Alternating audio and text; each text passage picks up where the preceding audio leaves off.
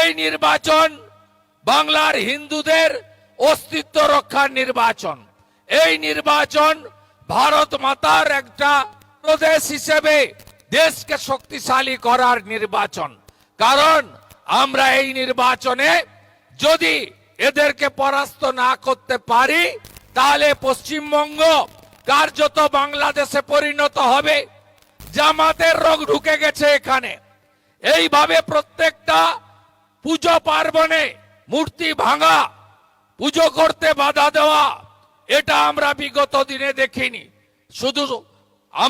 শুধু নয়, আদিবাসীদেরও বিভিন্ন ভাবে তাদের উপর অত্যাচার করা হচ্ছে। আজকে 6 বছরের বাচ্চা আদিবাসী মেয়েকে রামপুরহাটে ধর্ষণ করে খুনও করা হয়েছে। আপনারা দেখেছেন কালী পুজোতে দক্ষিণ 24 পরগনা জেলার কাকদ্বীপের সূর্যনগরে মা কালীকে প্রিজন ভ্যানে তুলে নিয়ে যাওয়া হয়েছে। আজকে শুধু কালী পুজোয় নয়, আজকেও পশ্চিমবঙ্গে আজকে বাগনানের দেউলটিতে বজরংবলী মূর্তির তার মাথা ভেঙে তছনছ করে দেওয়া হয়েছে। এখান থেকে কাছেই কোলাঘাটের পরে দেউলটিতে। এই হচ্ছে হিন্দুদের অবস্থা। আজকে বাংলাদেশে আমরা আগে 33% ছিলাম, আজকে 7%-এ নেমে গেছি।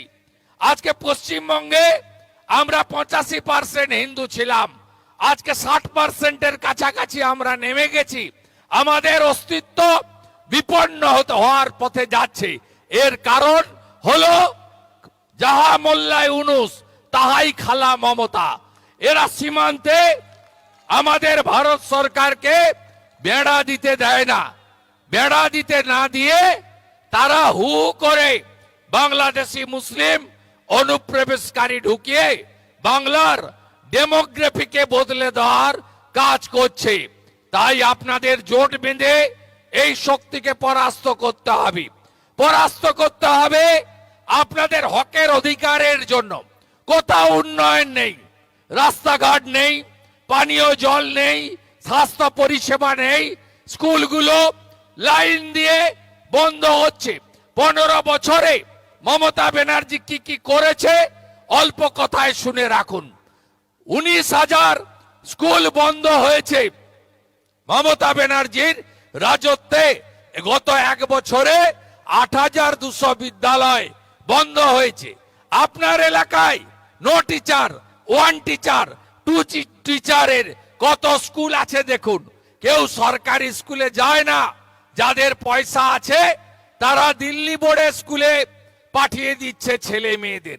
একইভাবে 6,888টা শিল্প তাড়িয়েছে, শিল্প বন্ধ করেছে, টাটাকে তাড়িয়েছে মমতা বন্দ্যোপাধ্যায়ের সরকার। একটাও শিক্ষিত বেকার যুবক যুবতীর চাকরি নেই।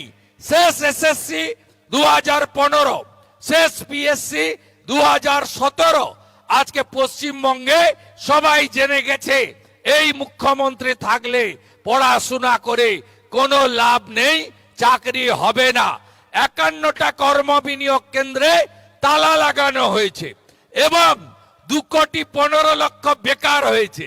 এই ডেবরার এমন কোনো গ্রাম নেই যে গ্রামে 100, 150, 200 করে যুবক বৃদ্ধ বাবা মাকে বাড়িতে রেখে, স্ত্রী পুত্র কন্যাকে বাড়িতে রেখে পরিযায়ী শ্রমিক হয়ে অন্য রাজ্যে কাজে চলে গেছেন।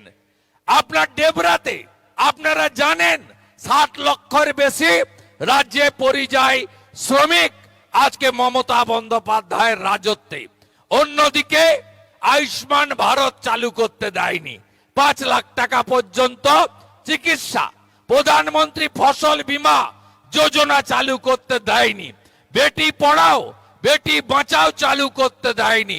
কুম্ভকার, স্বর্ণকার, মালাকার, কামার, কুমোর, যত হাতের কাজ জানেন নাপিত সহ আজকে তাদের বিশ্বকর্মা যোজনা আজকে এই রাজ্যে চালু করতে দেয়নি মমতা ব্যানার্জির সরকার। আপনারা কি চান না এগুলো রাজ্যে চালু হোক? আপনার স্বাস্থ্য সাথীর কার্ড কোথাও চলে না। আপনি যখন ভেলোরে যান, কটকে যান, ভুবনেশ্বরে যান, বাঙ্গালোরে যান, মুম্বাইতে যান, তখন আপনার ওই স্বাস্থ্য সাথীর কার্ড চলে না, আর আপনি আয়ুষ্মান ভারত থেকে বঞ্চিত। তৃণমূলের চোরেরা, বালি চোর, তারা কালো পতাকা দেখাবে। আমি প্রস্তুত করে হয়ে এসেছিলাম, কিন্তু সামনে কাউকে দেখতে পাইনি। আর এপ্রিল মাসের পরে এই পরিবারবাদী, তোষণবাদী চোরেদের দল সম্পূর্ণ নির্মূল হবে। আপনি ডাকাতদের সর্দার প্রদীপ করকেও পাবেন না, আর ওর খাতায় নাম লিখানো রাধাকান্ত বাবুকেও পাবেন না। অপেক্ষা করুন শুধু। আমি প্রথমে এই জেলা সভাপতি তন্ময় দাসকে ধন্যবাদ জানাবো, তরুণ নেতা। বিভাগ কনভেনার নীলাঞ্জন অধিকারী, অতি সজ্জন, রাষ্ট্রবাদী একজন নেতৃত্ব, আইনজীবী। আমাদের আরেক তরুণ নেতা যাকে শ্রমিক ভট্টাচার্য আমাদের রাজ্য সভাপতি, তার আগামী টিমে নিয়েছেন সম্পাদক করে, ভাই সিন্টু সেনাপতি। প্রাক্তন সভাধিপতি তথা সহসভাপতি রাজ্য মহিলা মোর্চা অন্তরা ভট্টাচার্য। আমি সময়ের অভাবে ডেজিগনেশন নাম না বলে কিছু বর্ষিয়ান নেতার নাম বলছি এবং মন্ডল প্রেসিডেন্টদের নাম জানাচ্ছি। মাননীয় বিজন মিত্র মহোদয়, কাশীনাথ বোস মহোদয়, সৌমেন তেওয়ারি মহোদয়, শতদল নাগ মহোদয়, তপন দত্ত মহোদয়, তনুশ্রী সাঁতরা মহোদয়, অমূল্য মাইতি মহোদয়, আমাদের সুকেশ সোরেন মহোদয়, নগেন বেসরা মহোদয়, সাহেব দাস মহোদয়, গোবিন্দ দাস মহোদয়, প্রত্যেককে ধন্যবাদ। আর এই মণ্ডলের সভাপতি সঞ্জয় ঘোড়াইকে বিশেষ ধন্যবাদ। তিনি চ্যালেঞ্জ রেখেছেন, আমাদের কথা বলতে মাঠ দেয় না। এই মাঠের যে এনওসি জোগাড় করেছে সঞ্জয়, তার জন্য তাকে আরেকবার হ্যাটসঅপ জানাচ্ছি। আমাদের আরেক মণ্ডলের উমা বক্সি, মুনমুন চক্রবর্তী, শঙ্কর মাইতি সহ সম্মানিত মঞ্চ। আপনারা জানেন যে যশস্বী প্রধানমন্ত্রী নরেন্দ্র মোদী, তিনি আমাদের সুর বেঁধে দিয়েছেন 26-এর পরিবর্তনের। জয়ের লক্ষ্য, পরিবর্তনের সংকল্প। গোটা রাজ্যে ইতিমধ্যে শতাধিক সভা হয়েছে।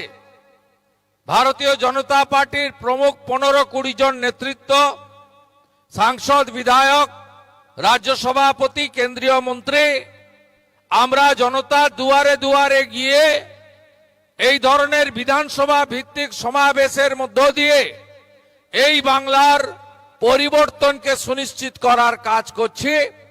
এবং নরেন্দ্র মোদীজির যে আহ্বান, যে বাংলার হিত গৌরবকে আমি ফিরিয়ে দেব, বাংলাকে আমি শিল্প, কৃষি, শিক্ষা, স্বাস্থ্যে, আমি কর্মসংস্থানে, শান্তি সহাবস্থানে আমি নতুন দিগন্ত দেব।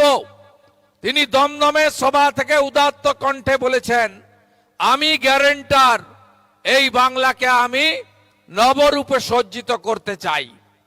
তাই আমরা প্রত্যেকটি জায়গায় গিয়ে গিয়ে আপনাদের কাছে এই আবেদন রাখছি যে তৃণমূল কংগ্রেসকে সরিয়ে ফেলতে হবে। এবং তৃণমূল কংগ্রেস একটি রাষ্ট্রবিরোধী পার্টি, সংবিধান মানে না, জুডিশিয়ারি মানে না, তারা পুলিশকে ক্যাডারে পরিণত করে এই রাজ্যকে লুট করার কাজ করছে। তাই তৃণমূল কংগ্রেসকে সরাতে হবে, পরিবর্তন আনতে হবে। আপনারা জানেন 2021 সালের বিধানসভা নির্বাচনে আমরা 77টি আসন জয়যুক্ত হয়ে আমরা মোট ভোট পেয়েছিলাম 2,28,00,000। আমরা 38% ভোট পেয়েছিলাম। আপনারা জানেন মুসলিমদেরকে ভুল বুঝিয়ে সিএএ কে এনআরসির নাম দিয়ে, তাদেরকে দিয়ে বিভিন্ন জায়গায় আন্দোলন করিয়ে, ভয় দেখিয়ে, ডিটেনশন ক্যাম্পের কথা বলে 100% মুসলিমের মধ্যে আপনাদের এই ডেবরার বুথগুলো দেখবেন 95% ভোট তারা নিজেরা নিয়ে কার্যত ক্ষমতা দখল করেছিল। আজকে আপনারা দেখেছেন 2024-এর লোকসভা নির্বাচনে এত লুট করার পরেও, এত ভুয়া ভোটার, মৃত ভোটারের ভোট দান করার পরেও আমরা 2,33,00,000 ভোট পেয়েছি। 91টা বিধানসভা কেন্দ্রে আমরা তৃণমূলের থেকে এগিয়ে আছি এবং আমাদের প্রাপ্ত ভোট 39%। আজকে আপনারা এসআইআর এর আগে মমতা বন্দ্যোপাধ্যায় বা তার দলের লোকেরা এসআইআর আটকানোর জন্য, বিরোধিতা করার জন্য কি কি কথা বলেছিল। বলেছিল এই এসআইআর আমরা করতে দেব না, বলেছিল পুরা আন্দোলন হোগা, পুরা আন্দোলন। 21শে জুলাই ডিম ভাতের যে উৎসব হয়, সেই উৎসব থেকে মমতা বন্দ্যোপাধ্যায় বলেছিলেন আমি এসআইআর করতে দেব না। এখনো বিরোধিতা করছে। তার মধ্যে প্রথম দফায় ড্রাফট ভোটার লিস্টে দেখবেন 58 লক্ষ নাম বাদ চলে গেছে। এরা কারা? মৃত, ভুয়া, শিফটিং ভোটার, অস্তিত্বহীন ভোটার, বাংলাদেশ থেকে আসা মুসলিম অনুপ্রবেশকারী এবং রোহিঙ্গাদের ভোট। আমাদের সঙ্গে লোকসভা নির্বাচনে তৃণমূলের ডিফারেন্স মাত্র 41 লক্ষ। আমরা 2,33,00,000, ওরা 2,75,00,000-এর কাছাকাছি। আপনাদের এই 58 লক্ষ ভোটার বাদ যাওয়ার পরে আপনাদের কাছে আমি বলতে পারি যে আমাদের সঙ্গে টিএমসির আর ভোটের কোনো ডিফারেন্স নেই। কারণ এই ভোটের 90%-এ বিকালবেলা ক্যামেরা বন্ধ করে কেশপুর মডেল লোকসভা ভোটে আপনারা দেখেছেন আমাদের প্রার্থী হিরণকে 2.5 ঘন্টা আটকে রেখে সেখানে কিভাবে ছাপ্পা মেরে 1.5 লক্ষ ভোট একটা লোকসভা থেকে লিড করিয়েছে। পিংলারও অনেক গ্রামে হয়েছে, সবংয়েরও অনেক জায়গায় হয়েছে। আজকে আমাদের সঙ্গে ওদের ডিফারেন্স নেই। তাই আপনারা নিশ্চিন্তে এবারের নির্বাচনে